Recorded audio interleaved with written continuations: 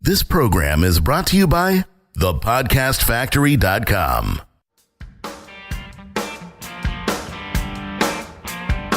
Hi, my name is Igor Kheifets, and this is The List Building Lifestyle, the only podcast which delivers cutting-edge conversion strategies from the online trenches straight to your earbuds. Download the transcript of today's episode and all future episodes at listbuildinglifestyleshow.com. I also invite you to grab a free copy of the Wealthy List Builder Survival Guide at listbuildinglifestyleshow.com/survival. And now, once again, it's time to claim your list building lifestyle. You are listening to the List Building Lifestyle. Here is your host, a guy with a natural voice for radio, Mr. Igor Kheifets. What is up, Jonathan? How do you like my voice today? Oh my goodness. Look Are at you this excited? guy. Because I am. Nice. No, all jokes aside, but seriously, all jokes aside, and we spoke about this before getting on today, and I just want everybody to know who's listening, I was told by a voice expert, there's actually a person out there who I consulted about this, that I've got the perfect voice for radio. And since podcasting, correct me if I'm wrong, Jonathan, is sort of like the internet radio version, then I concluded I was born for podcasting. And the reason, you and I are recording this right now, it's no accident. It was meant to be. Yeah, it's serendipitous that we are here today. And I just want to make sure, did you pay that guy before or after he told you that? Before. I paid him before, so he knows exactly what he needs to say. So there's no confusion. That's right. He was working for you. He had to make sure he made you feel good. So seriously, I think you are meant for this, and I'll tell you why. It has nothing to do with your voice, although it's nice. I like your voice. Very pleasant. I think I like your accent even more than your voice, to be completely transparent with you, because it's what makes you unique and stand out. But the thing that I like most is your ability to show up every week and deliver. So what are you delivering today? Well, today I want to chat about scarcity. And we've done scarcity episodes before. But you see, for the last couple of weeks, I've been writing this guide about silhouettes. It's the ultimate guide to silhouettes, and it's going to be released in about a month from now. And I had to write a whole portion of it about scarcity because my experience has taught me that scarcity is just incredibly valuable element to any successful offer. In fact, I don't recall any offer that converts really well that I ever ran that did not have a scarcity element to it. And so what I needed to do when I set out to write this guide was to kind of do some more research on the topic of scarcity, because I always knew it works, but I never really gone ahead and collected information and did some thorough research about why it works. And so I found this incredible study, which is really simple, yet it really tells you and really shows you that scarcity is invaluable. And so it goes something like this. A couple of scientists decided to test this scarcity theory by taking a group of participants and asking them to rate 2 cookie jars, which one's more desirable, right? So the first cookie jar, they put in a bunch of cookies in it, like a lot, 10 or more. And the second one, they deliberately placed less than 10, usually around 2, right? And placed them kind of side by side. And so now people had to rate which cookie they wanted more, like from which jar they would prefer to eat. And the participants voted jar number 2, the one with fewer cookies, okay, to be more desirable than the one with the abundant amount of cookies. Now, it's really, really simple, yet it tells you what we're dealing with here when it comes to the human brain, the lizard brain. We're always going for what's scarce. Now, they decided to test a different angle to this theory by doing the same thing, only this time they allowed people to see how the second jar was replenished with cookies and then cookies were taken out of it. All right, so they would literally allow them to watch as it would be filled out with more cookies, and then other people would come in and take cookies from that jar, again, leaving the jar with a scarce amount of cookies. Once again, jar number 2 was always more desirable. So what this tells us is that, creating an offer of any kind, even if you're not creating the damn offer, even if you're just selling it, right, doing it without genuine scarcity you're leaving a ton of money on the table. I'm just thinking about them cookies. They sound delicious.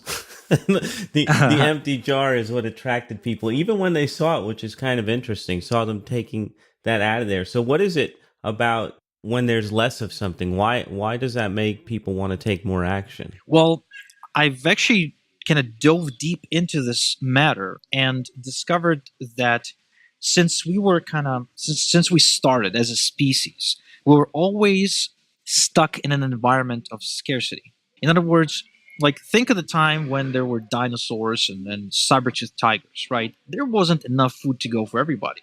We had to work with the limited amount that we had. And so our brain, the way it developed, there's three different layers. The first layer is the lizard brain. The second layer is the mammal brain that's responsible for, I think it's social and like family interaction or something. And the last one, the third layer, is the rational brain. It's the one we use for some big picture thinking and, math quizzes and stuff like that. So the lizard brain is the first one in the sequence of brains that kind of forces us to make decisions, which is why we're emotional beings.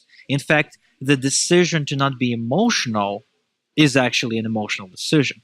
So the lizard brain views everything as scarce.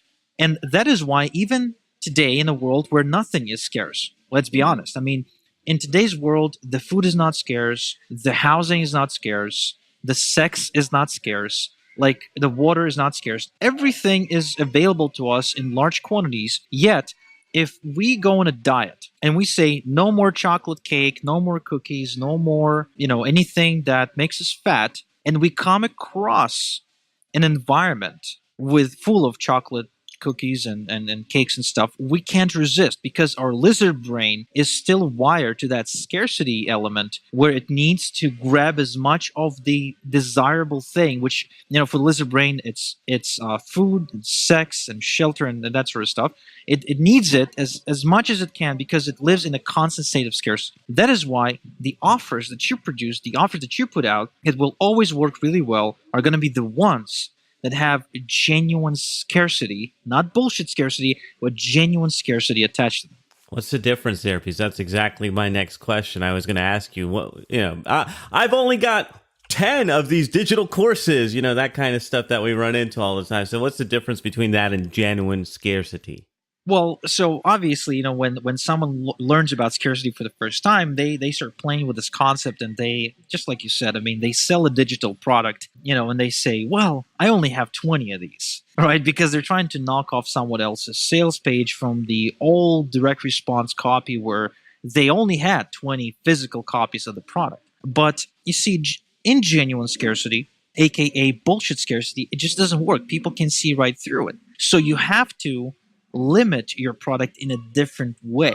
So rather than saying you have a limited amount of digital copies of your product, which of course is nonsense, instead try to limit different things. For example, what about your price? Maybe you're just releasing a product and you're offering the product at an introductory low price that's going to be 50% of what the usual price is supposed to be. That is genuine scarcity, right? Maybe you have a timer set up, and as long as the person acts within the first 48 hours of seeing the offer, you're going to reward them with either a lower price or an exclusive bonus. And if they fail to act, those privileges are taken away. What if you're a coach or a consultant and you're working with people one-on-one, and you can honestly justify this and then say that you can only handle 4 clients per day, 5 days a week.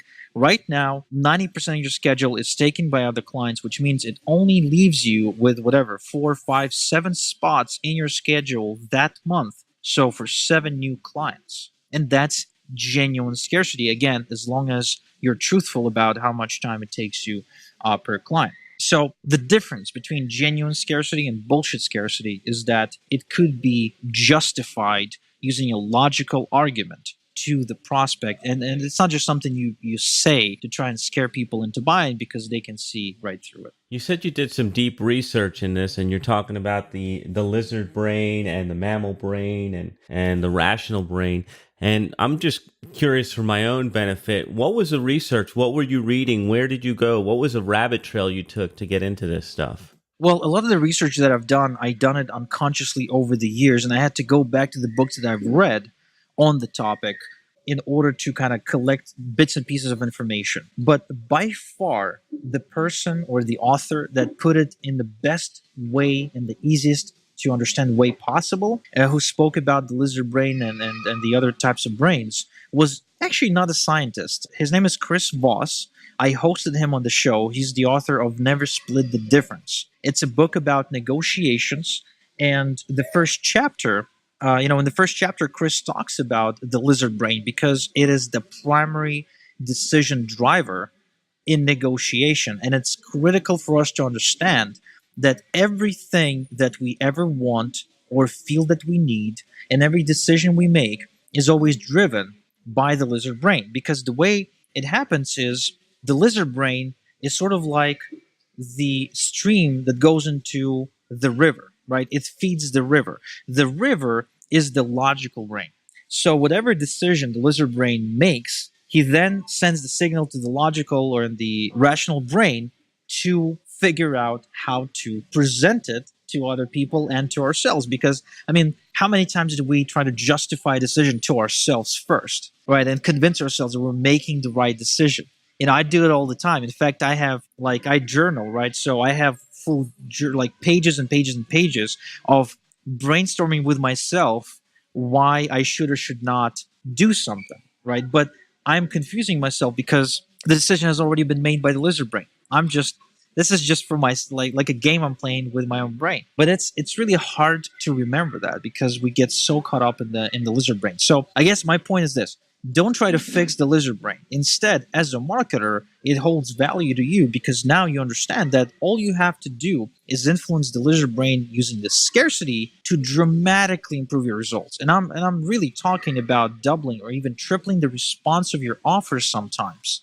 It could be that significant. Wow. So, Igor, give me some examples of how you use scarcity in your business right now, Igor Solo Ads. Oh, you're making me reveal all my secrets. You don't have this to is if you not don't want cool. to. Well, now that you put me on the spot, of course I have to. So let me give you a couple of examples. So one way I use scarcity is with our done-for-you email service. So if you go to bizupemails.com, you'll see that we're offering to write your daily emails for your business opportunity or your internet marketing program for $297 per month, which comes down to just $9.90 an email. Not a huge price to pay, if you ask me. Now, if you act within the first 7 days of seeing that offer, you will also get the bonus, which is my team installing the emails for you and hitting the send button for you. So we literally automate your entire email marketing for you. We write the emails and we load them into your autoresponder account, and we even hit the send button. You literally do not have to lift a finger. But if you fail to act within the first 7 days, that bonus is gone, and you can still get the emails for $297 per month, but you'll have to be the one installing them. So you'll just get a PDF file containing the emails. So that's one example. Another example is we just launched a brand new offer. If you go to leads.igorsolowitz.com, you're able to purchase leads that we deliver to you using a brand new API method, which basically means they almost magically appear in your autoresponder account. And so since it's an introductory offer, we give you 48 hours to act and get these leads for a price lower than it would cost you to get clicks from us. It's a really no-brainer offer. Literally, you will get a lead in a more affordable way. You pay less money for the lead than you pay per click. That is ridiculous. But it's only available for 48 hours from the moment you land on the page. If you fail to act, the timer that's on the page will clock down to 0, and then it will redirect you to a full price page where it says, too late, you're too late, now you have to pay full price. This is, by the way, this is another critical element to creating genuine scarcity. Never say, you only have 48 hours and leave the page as is. Always have some sort of automated software, and I use websitecountdown.com to place a timer that redirects when you hit the deadline. It's really important. Whether it is an evergreen timer for 48 hours, whether it is a date-driven timeline, right? Doesn't matter. As soon as that deadline is met, the timer has to redirect them to a sorry you're too late kind of page. If you don't do it, your customers will never take you seriously. Ain't that the truth, man? So yeah, good examples. I know it hurts when I make you talk about Igor solo ads, so I'll try to lay back on that and ask more about your dad next time. But what do you have? Anything you want to say in closing, or do you want to tease out what's coming up next time? Well, to be honest, I can't. I mean, how many times do I have to say scarcity works, use scarcity? That's pretty much what I wanted to say in this episode. So next time, we're going to be chatting about squeeze pages. I'm going to be giving you the recipe to the perfect solo ad squeeze page. So make sure you tune in. Sounds good. Another list building lifestyle show is in the can. We'll be back in your earbuds next time. Thank you, list builders, for tuning in.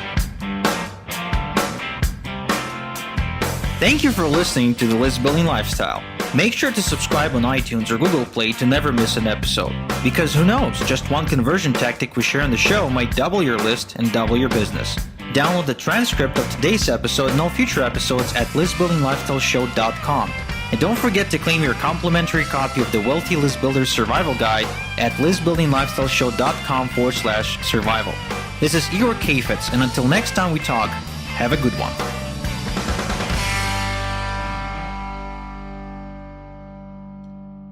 This is the podcastfactory.com.